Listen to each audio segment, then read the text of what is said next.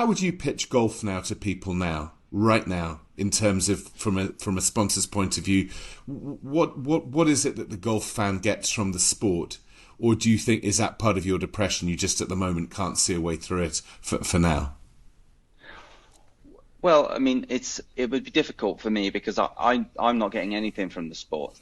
So for me to say to somebody, you're going to get this that's going to be positive, I'm struggling to see it myself. I have no interest in watching live, and that's even if John Rahm goes. And this has been the one thing that's been interesting for me to realize throughout this whole process is some of my favorite golfers are on live, and yet I've not tuned in.